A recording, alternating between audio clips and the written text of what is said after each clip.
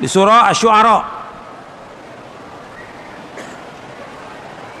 Setelah Allah menceritakan awal nabi yang pertama, yang Nabi Nuh alaihi salatu wassalam, itu disebutkan bahwa mereka nggak minta upah dalam dakwahnya.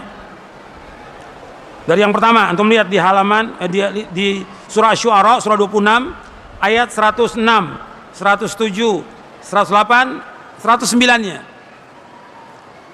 Di 109-nya ketika mengisahkan tentang Nabi Nuh, wa ma as'alukum alaihi min ajr in ajriya illa 'ala rabbil alamin. Aku nggak minta upah atas dakwahku ini, aku nggak minta upah kepada kalian. Sesungguhnya upahku Allah yang nanggung, Rabbul Alamin. Kemudian diceritakan juga nabi-nabi yang lain, diulang-ulang ini dalam surah Asy-Syu'ara dan beberapa surah yang lainnya, bahwa dakwah ini harus karena Allah. Jadi jangan mengharapkan upah dari dakwah ini, ikhlas, karena kita mengharapkan ganjaran pahala akhirat lebih baik daripada dunia. Kalau orang niatnya dia tujuan dari dakwahnya untuk dapat uang, dapat duit, dapat materi, yang dapat ganjaran. Dan ini termasuk apa? Termasuk apa? Kalau antum lihat di kitab tauhid, ini termasuk syirik. Di dalam kitab tauhid, nanti antum baca ya, syarah kitab tauhid, bahasa Indonesia, syarah kitab tauhid. Di kitab tauhid ada bab riya. Setelah bab riya, setelah bab itu ada bab lagi, yaitu bab minasyirki iradatul insan bi amalihi dunya. Termasuk syirik seorang beramal tujuannya untuk dunia, termasuk syirik. Dibawakan dalilnya, ayatnya dan penjelasannya. Makanya itu harus hati-hati. Kalau seandainya dia mengajar dia karena Allah, dia ikhlas, kemudian suatu waktu dia orang mengasih, dia orang kaya, dia mampu, ingin memberikan hadiah, enggak apa-apa, boleh. Tapi bukan itu yang dia cari. Kalau sekarang banyak ustaz-ustaz ingin mengumpulkan apa? Harta dengan dia berdakwah ini. Dakwah ini karena Allah. Antum lihat para nabi, para rasul, susah hidupnya, tapi mereka punya maisha sendiri. Jadi para dai, di samping dia dakwah, dia harus punya apa? Maisha, mata pencarian. Antum lihat Nabi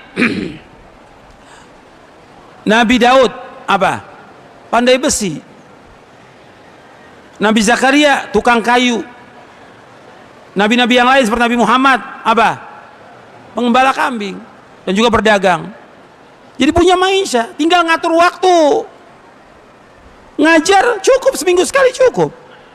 Sisa waktunya apa? Buat baca, buat belajar, buat cari maisha. Tinggal dia ngatur waktu. Bukan tiap hari ceramah, begitu ceramah tanya, kok Ustaz ceramah terus? Ya saya butuh duit. La haula wala quwata illa billah. Padahal maisha banyak, ribuan maisha yang bisa kita mencari maisha halal. Ribuan maisha. Kenapa harus mengharapkan dari dakwah? Dakwah ini ganjaran di akhirat. Yang kita wajib mendakwakan karena kita punya ilmu sedikit, sampaikan. Kata Imam Abu Aliyah, alim majjanan kama ulimta majjanan. Ajarkan manusia dengan gratis sebagaimana kamu dapat ilmu dengan gratis. Ajarkan karena Allah dan nikmat. Kita mengharapkan ganjaran. Kalau antum ngajar dapat uang umpamanya nih ya 1 juta, 5 juta dengan ganjaran dari Allah, lebih banyak mana? Ganjaran dari Allah. Karena orang yang mengajarkan ilmu, kalau dia ikhlas karena Allah, semua makhluk ini memintakan ampun pada dia. Hatta ikan-ikan di lautan memohonkan ampun kepada yang mengajarkan kebaikan. Keutamaan gak ini? Belum ganjarannya, belum pahalanya, belum yang lain. Dan didoakan kebaikan oleh semua makhluk. Kenapa mengharapkan dunia? Jadi ini harus diperhatikan yang seperti ini. Kecuali kalau memang ada dia ngajar di pondok yang dia nggak punya maisha kecuali itu, yang memang yayasan atau juga ada orang kaya atau pemerintah memberikan gaji untuk dia, nggak apa-apa, boleh, secara hukum syari boleh. Seperti yang terjadi di Timur Tengah. Kalau di Timur Tengah itu kan imam-imam atau para ulamanya jadi gaji oleh pemerintah, nggak ada masalah, boleh gitu. Tapi tetap dia harus mendakwakan dengan apa? Ikhlas karena Allah. Tetap itu keikhlasan harus jaga itu, jangan mengharapkan sesuatu.